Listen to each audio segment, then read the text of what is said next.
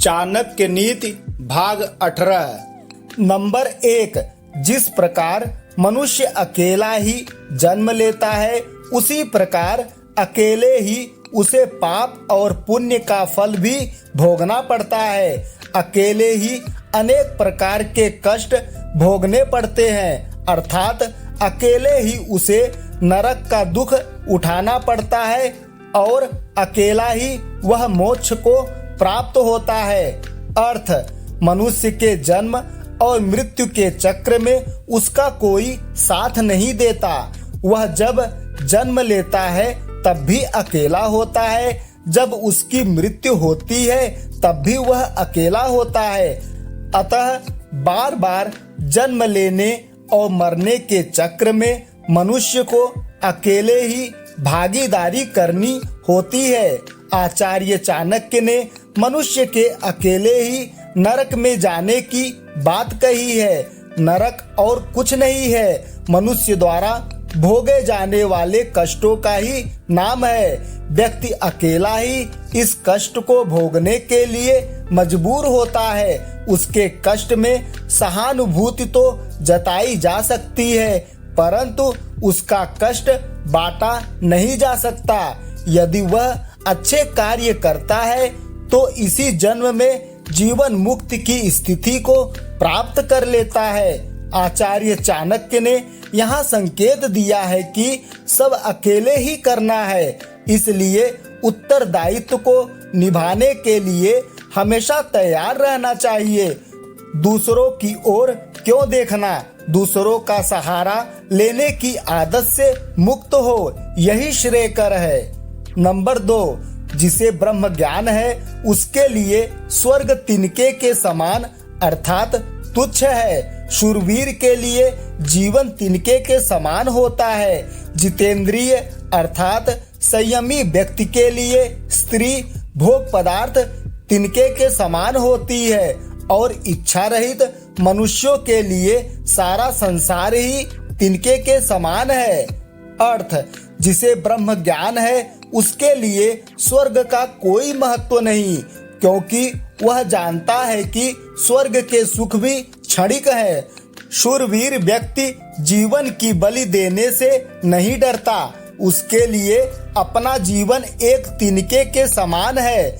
उसे अपने जीवन में किसी से भय नहीं होता। जिस व्यक्ति ने इंद्रियों को अपने वश में किया है उसे नारी अपने वश में नहीं कर सकती। यहाँ नारी शब्द का अर्थ है सभी भोग पदार्थ, नारी तो उसका प्रतीक मात्र है। इसी प्रकार इच्छा रहित व्यक्ति के लिए सारा संसार तिनके के समान होता है, क्योंकि उसकी किसी वस्तु से आसक्ति नहीं होती। आसक्ति ही व्यक्ति या वस्तु को मूल्य प्रदान करती है। नंबर 3।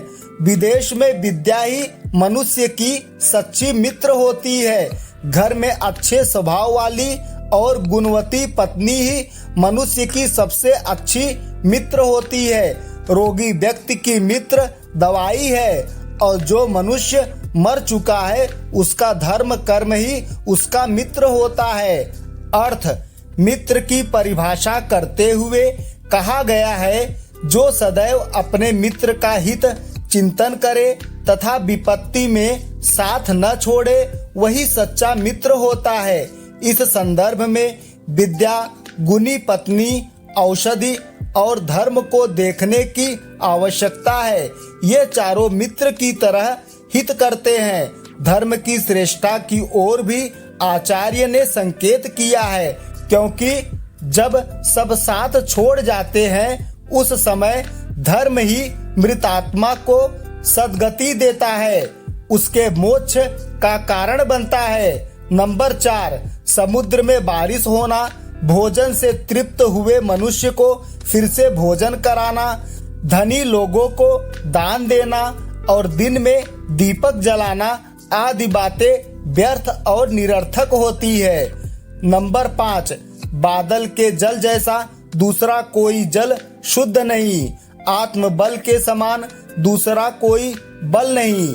नेत्र ज्योति के समान दूसरा कोई ज्योति नहीं। और अन्न के समान दूसरा कोई प्रिय पदार्थ नहीं होता। अर्थ, मेघ के जल को सबसे अधिक पवित्र इसलिए माना जाता है कि वह स्वार्थवर्धक होता है। जिस व्यक्ति में आत्मा का बल है, अर्थात जो स्वयं पर विश्वास करता है, उसमें सभी प्रकार के बलों का सहज रूप में समावेश हो जाता है। आत्मबल क्या शरीर और इंद्रियों के बल से बढ़कर नहीं है? आचार्य चाणक्य ने नेत्र की ज्योति को सबसे अधिक उपयोगी माना है, क्योंकि नेत्र की ज्योति के बिना मनुष्य के लिए सारा संसार अंधकारमय होता है।